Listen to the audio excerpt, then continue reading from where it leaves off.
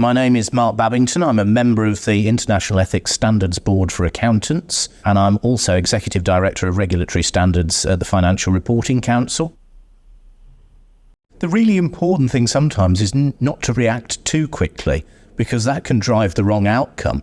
I think one of the things that's really important is that all professionals should maintain a proper understanding of how to drive high ethical standards. And I don't think people always necessarily think about how to do that in the first place. In the Code of Ethics, we've got the fundamental principles, we've got a conceptual framework to help you apply them. And I think one of the things that people should do is think about what are the threats you're facing that might mean that you do the wrong thing, that drives the wrong behaviour, and how can you ensure that that doesn't happen? So one of the things that we need to think about is what would people expect of you and I as professionals, and make sure that can drive the right behaviours in what we do and how we do it.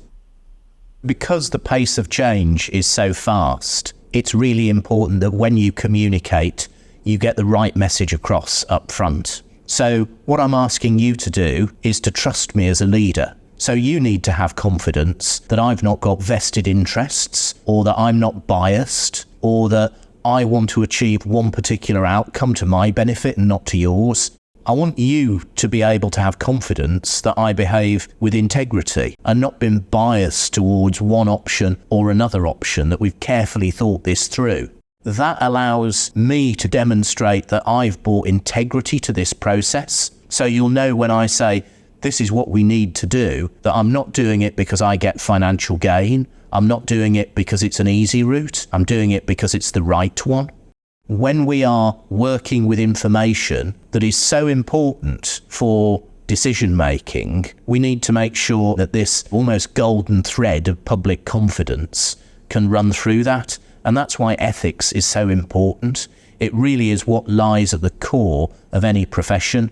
If you get your ethics wrong, there's no basis to trust. So that's why it's so important to get it right from the outset. If I think back across my career, what's changed? We're being asked to comment, report on, and assure different types of information that were never previously reported on or assured. People want to have a broader range of information to make decisions. Like, key to my work at the moment is sustainability. 20 years ago, no one used sustainability information when taking decisions, but now they do all the time. It's as important as financial information. And what are the ethical challenges there? Well, that information can be more subjective. It can be subject to different types of bias to what we experience with financial information. It's often very long-term and forward-looking, so therefore there's going to be a greater degree of uncertainty, and you need to be able to explain that. But also, there are far more consumers of information now. Because of social media, when a story breaks, it moves with incredible speed, and you don't have the luxury of a pause to be able to determine what your next steps are. You need to have thought those out up front. Using artificial intelligence in the workplace brings an ethical challenge to each of us using it, because how can you ensure the integrity of information that you've not necessarily been involved in the generation of? How do you ensure that there are appropriate safeguards to ensure that you've not allowed something to go wrong in its development which could have an adverse impact? I think the other thing as well is that people are more demanding now. They have more choice, so they want to have access to information to allow them to take decisions quickly about what they need to do.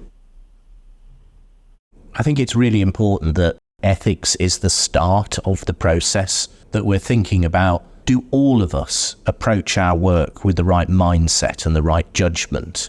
Are we actually thinking about the ethical considerations that drives the way we behave and what we do at work each day, regardless of what we do in an organisation or where we fit? If we embrace the importance of high ethical standards and we build that within the way we work and what we do, then that ensures that high standards of ethics apply across the board. And that can only be a good thing, because ethics is critical at underpinning trust and confidence.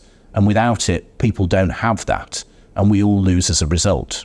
Tone at the top is a really important thing, because if people see that in their organisation high standards of ethical behaviour don't matter, then they may be more willing to do things that actually their own judgment and their own mindset is telling them is wrong, but they actually see others go and do it, and there's no accountability, and therefore that undermines that situation for all of us.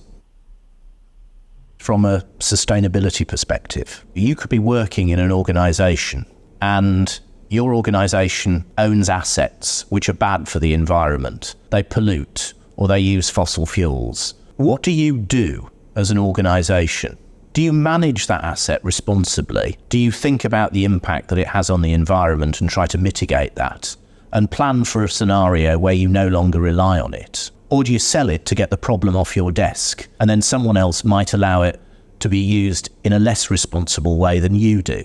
You've got to think about what's right in the context of that bigger picture. It's not just pushing a problem from you to someone else. It's thinking about how you responsibly address that issue, make it real, and mitigate the harmful effects that it can have. And that applies to all of us, because in any good organisation, we need to be open to question and challenge, and we want to encourage as many people as possible to question and challenge the decisions that we take to make sure that we are properly held accountable and that we're doing the right thing. If ethical leadership is to drive an ethical culture, we genuinely need to be seen to act. It's knowing that you have the right to ask questions, to challenge, to ensure that the right things are being done. It's also, how do you reward ethical behaviour? How do we incentivise them to make sure they do the right thing? How do we make sure that we are creating an open environment where we work, where people feel comfortable to ask questions where they're uncertain, and really to sort of bring different perspectives to thinking about some of the challenges we all have to deal with? Ethical leadership is almost like a shield that allows an ethical culture to develop in a workplace. And I think it's got to be one that's focused very much on the positive and not on the negative all the time. In terms of what should people be talking about more, if we're to approach this from an ethical perspective, it's taking the right decision, not the easy decision. So it's thinking perhaps more about the long-term implications of what you do. How should you react, for instance, if you're the finance director of a business? Are you going to run that business in a way that maximises your bonus for next year? Or are you going to run that business in a way that means that business becomes sustainable over the long term?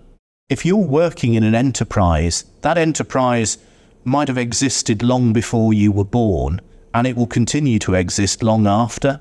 So how do you ensure that you maximise its chances of sustainability? I remember earlier in my career working in a sector that looked at nuclear decommissioning, and one of the things that I always remember is someone sitting in a room and they said that the grandparents of the people who do this work have yet to be born. That's thinking about things over a very long term, but it's also thinking about how we deal with really difficult issues in a responsible way that genuinely thinks of how to fix a long-term issue. The role of accountants is really critical, and that's why we have the Code of Ethics. That's why we've got the fundamental principles that all accountants can refer to and understand. In a sense, accountancy is one of those professions that does have ethics at its core. It's an absolutely integral piece, and that's why accountants are able to play such a significant role in business, in the wider economy, in the provision of services, all because they understand what is required. And it takes you back to those really fundamental issues of the right mindset and the right judgment. Ethics doesn't stand still, and therefore accountants not only need to think about how they apply ethics in the work that they do every day, but how is the work that they're doing every day going to change in the future? You have to make sure that ethics remains fit for purpose. Technology is playing an ever bigger part. We need to think about what new ethical challenges come from different ways of working. Just a really practical example. think the best part of 4 years ago, we were in lockdown because of the COVID pandemic. We were no longer sitting in offices all working together. We were sitting at home doing things on our own, connecting remotely. What new ethical challenges arose because of that? Because you weren't working with your colleagues, because you weren't there talking things through. You weren't able to sound things that you were uncertain over. And I think that shows that in order to be relevant and in order to ensure that it remains really a guiding light for the profession, we always need to think about what the new ethical challenges will be, as well as those that we're managing now.